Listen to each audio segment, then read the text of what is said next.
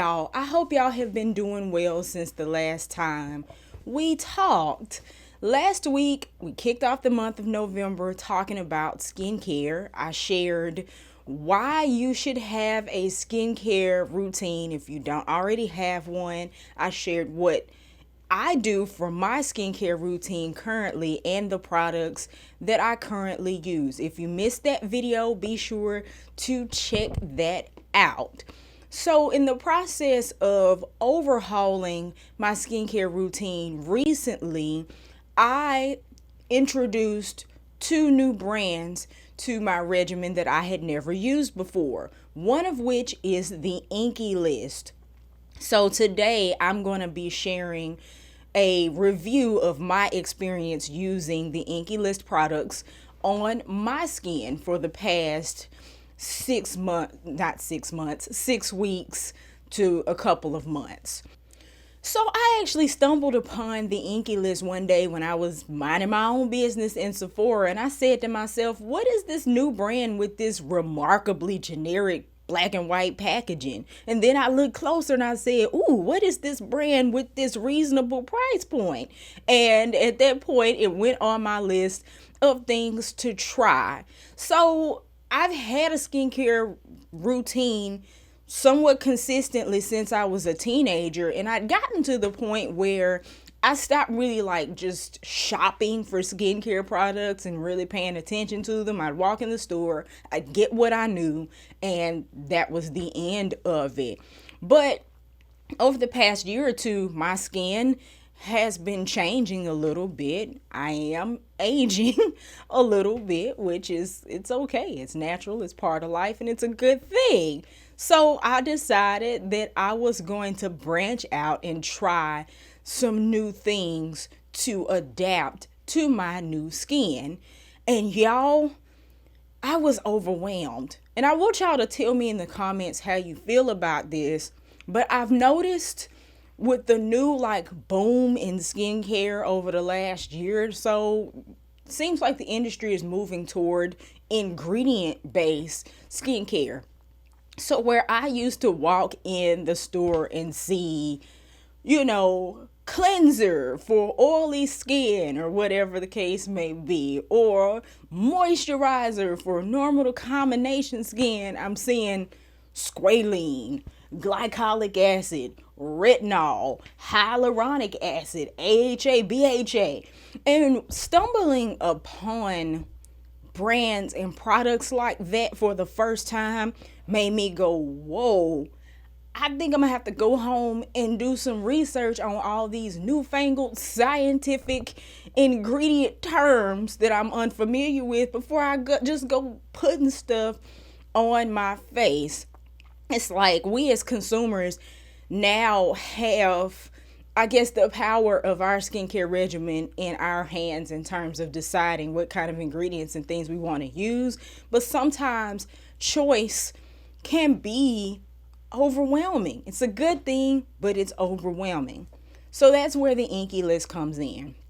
The Inkey list is a relatively new brand. It was founded in Britain in 2018 by Colette Laxton and Mark Curry, with the premise that knowledge is the most powerful ingredient in your skincare.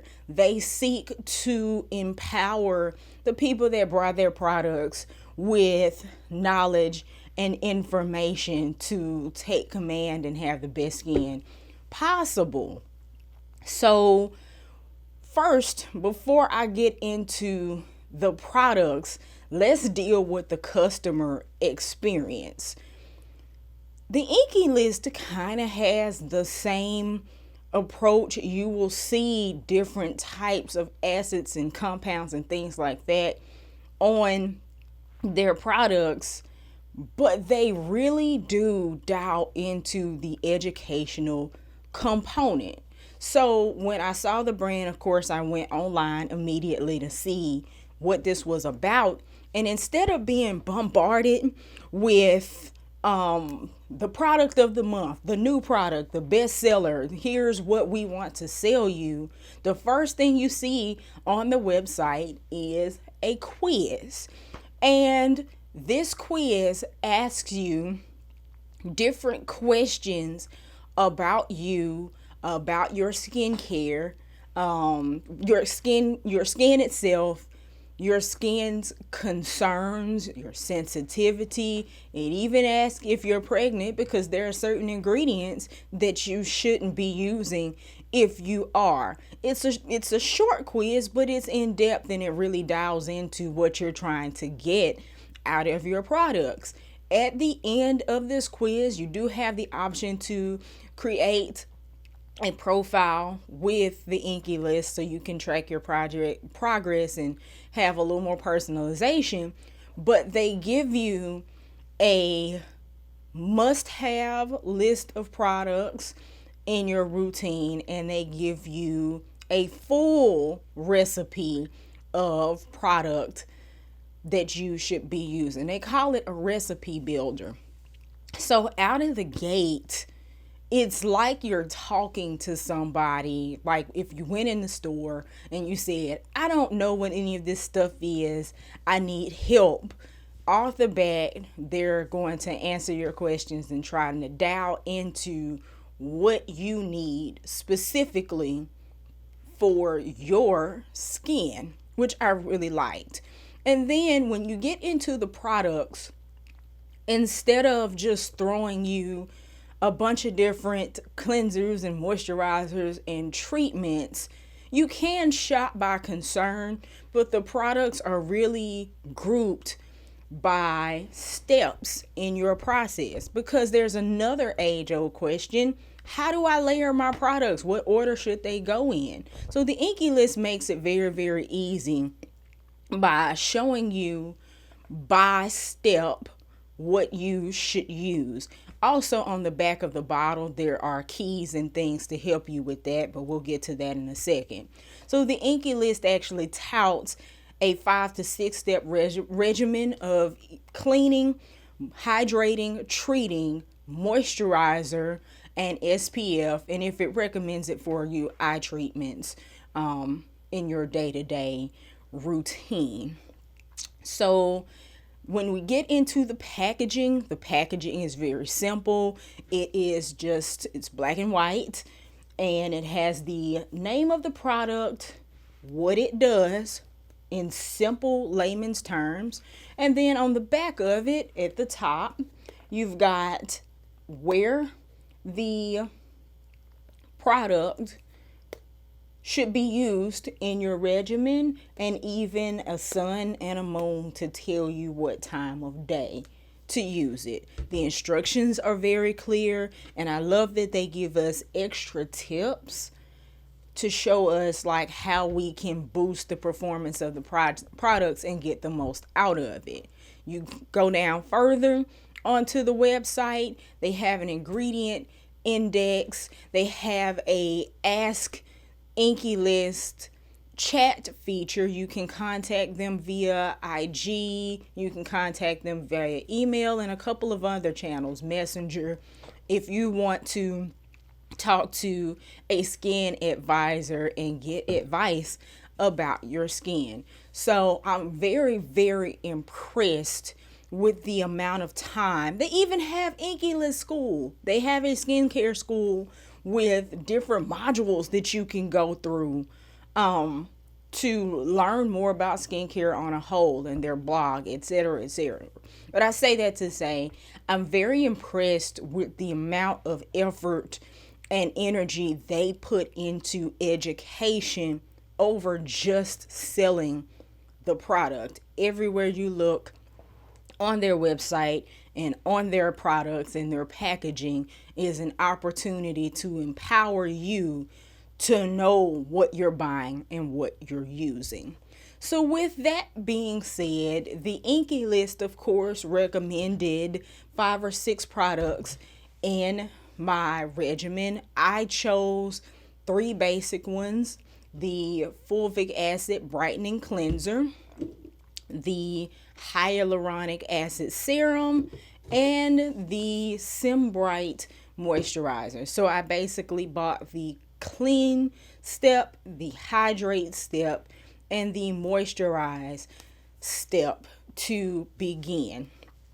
Again, price point wise, none of the products the Inkey list sells retail for more than $15, which is pretty, it's remarkable for a product that sits alongside prestige skincare at Sephora that can run upwards of $100 some odd dollars.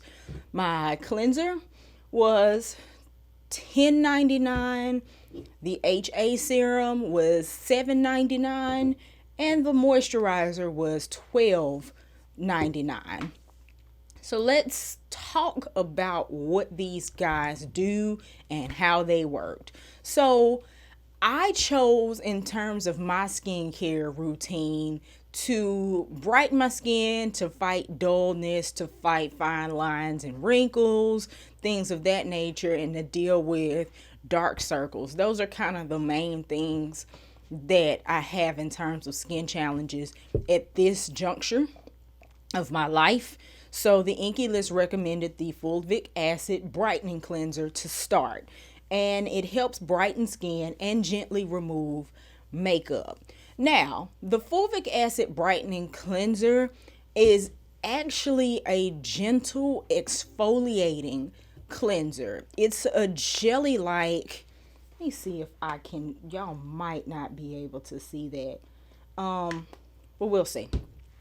It's a jelly like consistency in a cleanser, and it has these tiny little particles called Nordic peat that help gently exfoliate your skin and brighten it over time. It also has some other ingredients that serve to improve radiance and luminosity in your skin without irritating it. You're supposed to use this cleanser both in the morning and at night. And notably, the instructions tell us to gently massage a small amount onto our dampened face, eyes, and neck.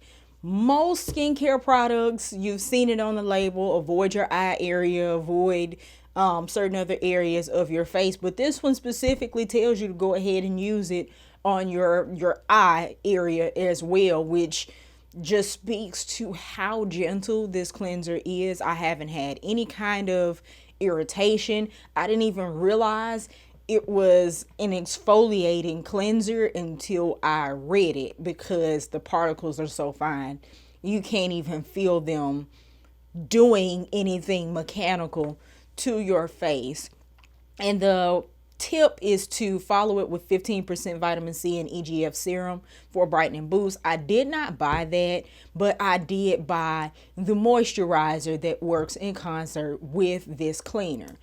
I can say that over the past several weeks that I have used this product, I'm seeing visible brightening. And this is even when it was warm. I know the seasons are changing, and over time my tan tends to fade.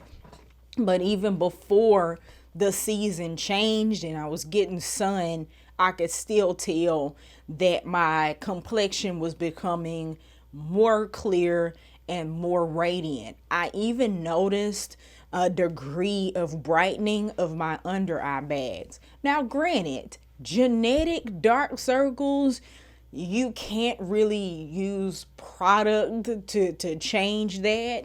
But for me, they're more than likely a side effect of not enough rest and not taking care of myself. So this product did help alleviate that, in my opinion, noticeably. So I would definitely recommend it.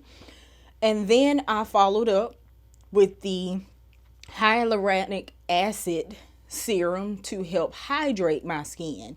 HA is very much a buzz ingredient right now. Almost every brand and manufacturer has some product in it that hails hyaluronic acid as a key core super ingredient. HA serves to actually draw moisture into your skin to help it be hydrated and stay that way, and also to do things like help your products that come behind it work better. So I bought this HA serum to use after my cleanser while my face is still damp.